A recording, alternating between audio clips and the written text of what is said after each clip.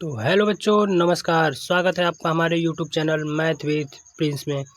तो आज हम लोग कक्षा 9 के गणित को पढ़ेंगे और हम लोग अभी ये नया चैनल है तो आज हम लोग स्टार्ट करेंगे अध्याय पहले अध्याय से हम लोग स्टार्ट करेंगे कक्षा 9 के गणित को। तो चलिए शुरू करते हैं। प्रश्नावली 1.1। तो प्रश्नावली 1.1 में पहला ही प्रश्न है, क्या शून्य एक परिमेय संख्या है? क्या इसे आप p/q के रूप में लिख सकते हैं, जहां p और q पूर्णांक है और q 0 के बराबर नहीं है? तो चलिए इसको हम लोग हल करते हैं। तो इस प्रश्न को हल करने के लिए हम लोग को सबसे पहले यह जानना होगा कि परिमेय संख्या क्या होती है और पूर्णांक क्या होता है। तो सबसे पहले हम लोग जानेंगे कि परिमेय संख्या क्या होती है। तो परिमेय संख्या का पहले हम लोग परिभाषा लिखेंगे। सबसे पहले हेडिंग डालेंगे परिमेय संख्या।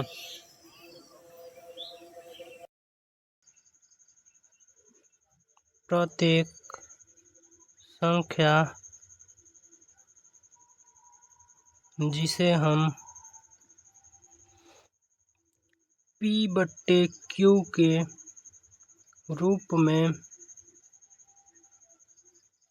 लिख सकते हैं,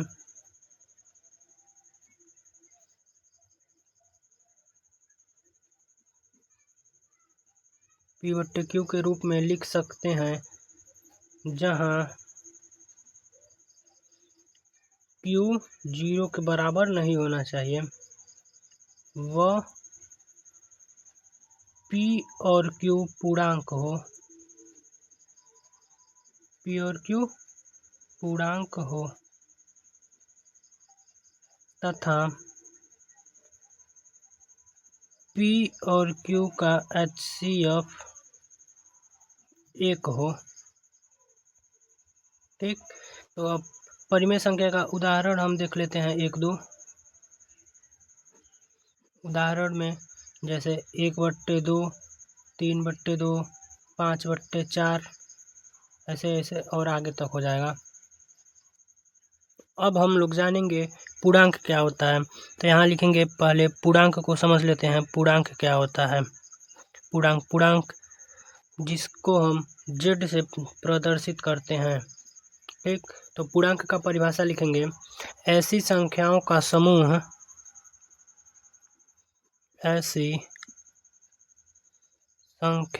समूह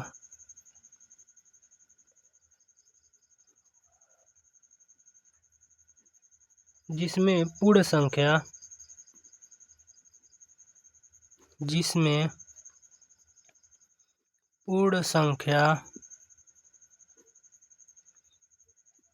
0, 1, 2 ऐसे तथा उनकी ऋणात्मक संख्याएं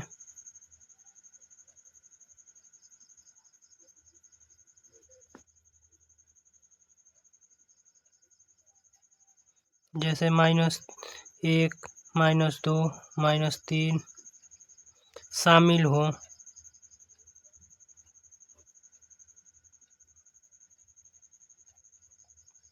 इसे हम संख्या रेखा पर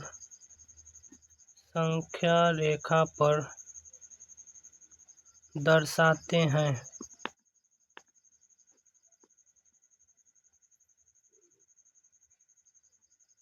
और हम जब संख्या रेखा पे इसको दर्शाते हैं तो दाईं तरफ धनात्मक और बाईं तरफ ऋणात्मक संख्या को रखते हैं। जैसे कि ये एक संख्या रेखा बनाते हैं तो यहाँ बीच में 0, दाईं तरफ 1 यानी कि धनात्मक संख्या, 2, 3 और ऐसे बढ़ते जाएगा। और बाईं तरफ आते हैं तो यहाँ पे -1, -2, -3 ऐसे ही बढ़ते बढ़ते यहाँ माइनस इनफाइनाइट तक और इधर इनफाइनाइट यानी कि पॉजिटिव तक। तो ये हम लोग समझ लिए पूर्णांक संख्या क्या होता है और परिमेय संख्या क्या होता है। तो चलिए अब हम इस प्रश्न को पहले हल करते हैं।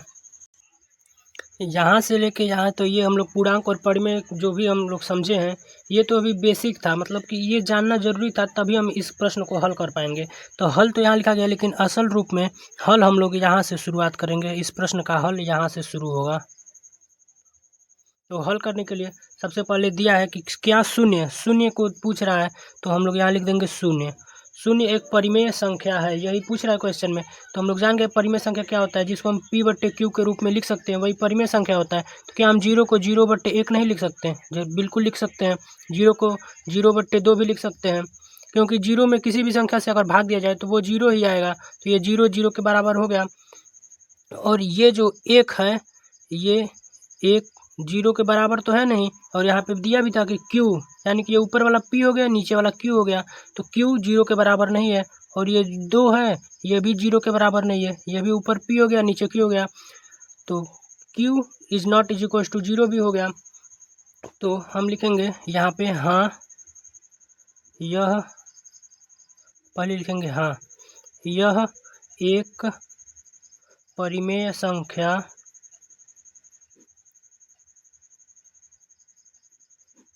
है। उसके बाद लिखेंगे चूँकि यह p/q के रूप में है,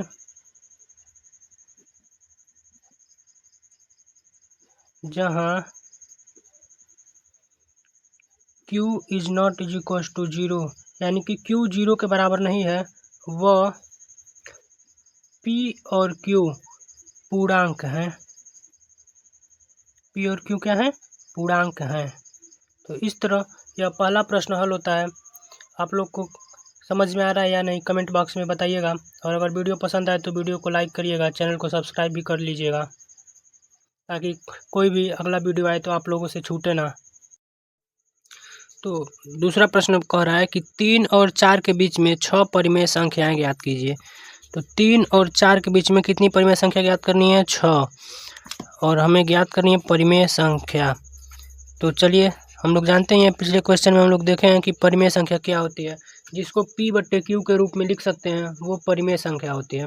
और कोई भी मान लीजिए, कोई भी दो संख्या, मतलब यहाँ पे भी कोई एक संख्या है और यहाँ पे कोई एक संख्या है, तो किसी भी दो संख्या के बीच में हमें अनंत, किसी भी दो संख्या के बीच में अनंत परिमेय संख्या, अनंत परिमेय संख्या तथा अनंत अपरिमेय संख्या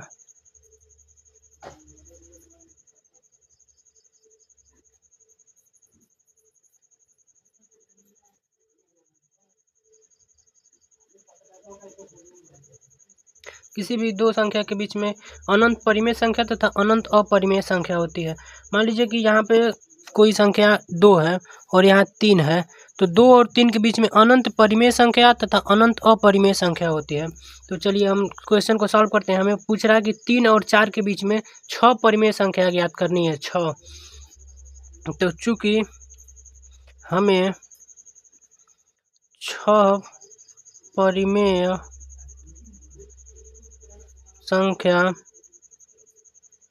ज्ञात करनी है, 6 परिमेय संख्या ज्ञात करनी है, तो 6 संख्या ज्ञात करनी है, तो 6 और हम इसमें 1 जोड़ देंगे, तो 6 और 1 हो गया 7।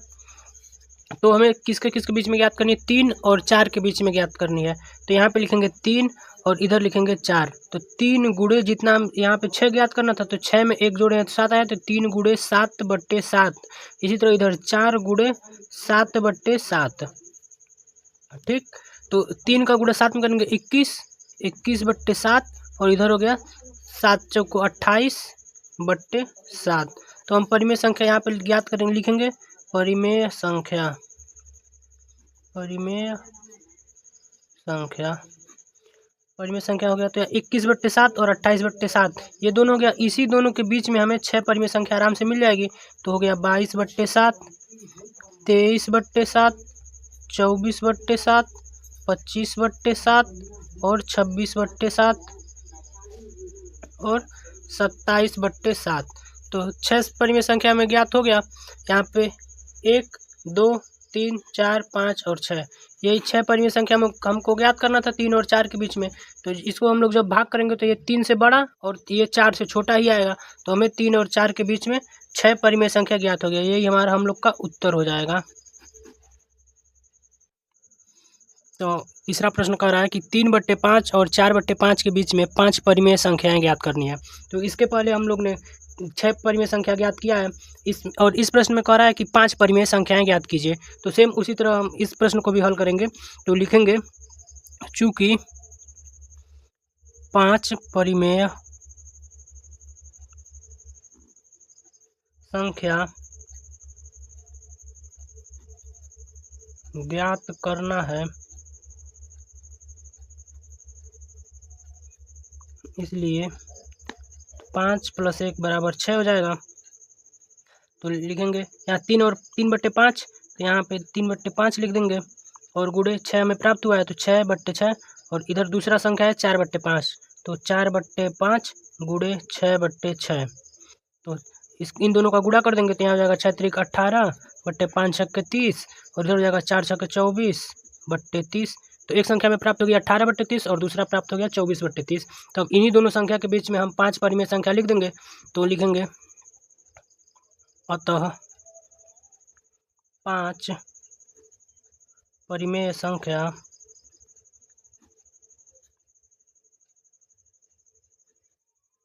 19/30 सॉरी 20/30 21/30 22/30 और 23/30 और यहाँ पे 18/30 था और यहाँ 24/30 था। तो दोनों संख्या के बीच में 5 परिमेय संख्या मिल गया, 1 2 3 4 5। तो यही हम लोग का उत्तर हो गया। तो इसी तरह हम लोग ये कह सकते हैं कि किसी भी दो संख्या के बीच में अनंत परिमेय संख्या और अनंत अपरिमेय संख्या होती है। तो यही हम लोग का उत्तर हो जाएगा। तो हमारा चौथा प्रश्न कह रहा है कि बताइए कि निम्नलिखित कथन सत्य हैं या असत्य। अपने उत्तरों के लिए कारण बताइए। तो पहला इसमें दिया है प्रत्येक प्राकृतिक संख्या एक पूर्ण संख्या होती है। तो चलिए इसको हम बताते हैं कि प्रत्येक प्राकृतिक संख्या पूर्ण संख्या होती है कि नहीं। ऐसे तो हम बता सकते हैं कि ये एक सत्य है, प्रत्येक प्राकृतिक संख्या पूर्ण संख्या होती है। लेकिन आइए हम इसको हल करते हैं, उसके बाद बताते हैं कि ये प्राकृतिक संख्या जो है वो पूर्ण संख्या होती है कि नहीं होती है। तो चलिए पहले को हम हल करते हैं। तो कह रहा है कि प्राकृतिक संख्या एक पूर्ण संख्या होती है। तो चलिए पहले जानते हैं प्राकृतिक संख्या क्या होती है। तो लिखेंगे प्राकृतिक संख्या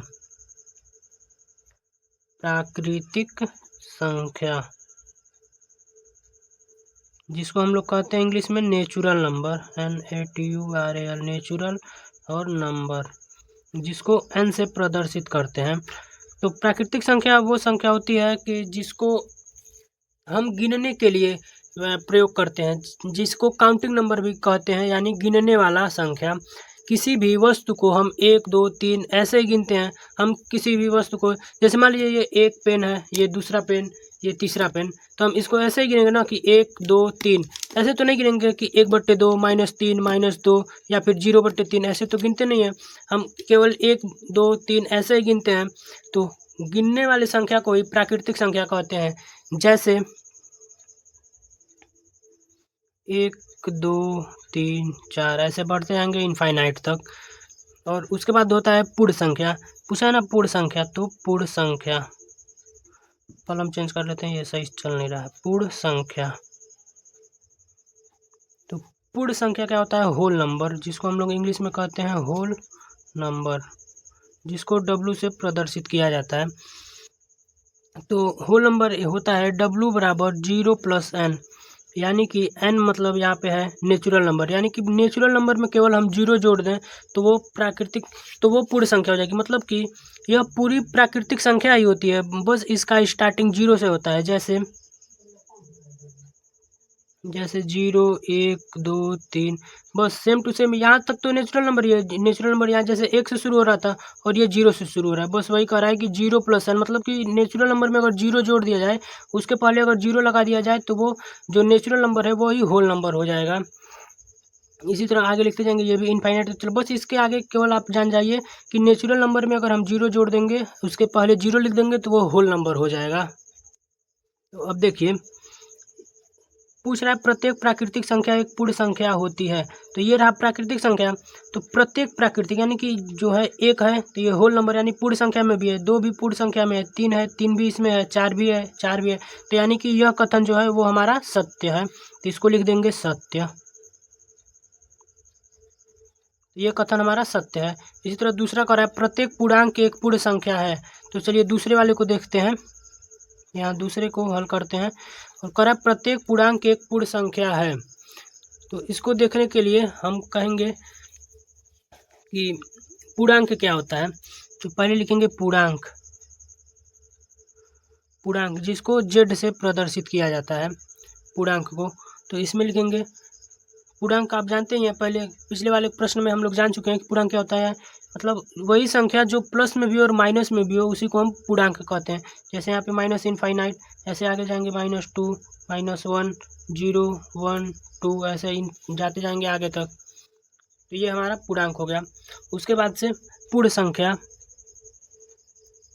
पूर्ण संख्या, पूर्ण संख्या अभी यहाँ हम लोग देख चुके हैं, जिसको W से प्रदर्शित करते हैं, जो होता है 0, 1, 2, 3 ऐसे बढ़ते जाएंगे इनफाइनाइट तक। तो कह रहा है कि प्रत्येक पूर्णांक एक पूर्ण संख्या है। प्रत्येक पूर्णांक एक पूर्ण संख्या है। पूर्णांक में तो माइनस भी है लेकिन पूर्ण संख्या में माइनस नहीं है, तो ये कथन हमारा असत्य हो जाएगा। इसको लिख देंगे असत्य, असत्य। तो ये हमारा असत्य हो जाएगा। और इसी तरफ चलते हैं तीसरे की तरफ। तीसरा क्या कह रहा है कि प्रत्येक परिमेय संख्या एक पूर्ण संख्या होती है। तो प्रत्येक परिमेय संख्या एक पूर्ण संख्या होती है। तो हम लोग जानते हैं परिमेय संख्या क्या होता है। तो लिखेंगे परिमेय संख्या, परिमेय संख्या। परिमेय संख्या वो होता है जिसको हम लोग P/Q के रूप में लिख सकते हैं। ठीक, जैसे कि 2/3, 1/4, 3/2, ठीक, ऐसे और आगे तक लिख सकते हैं।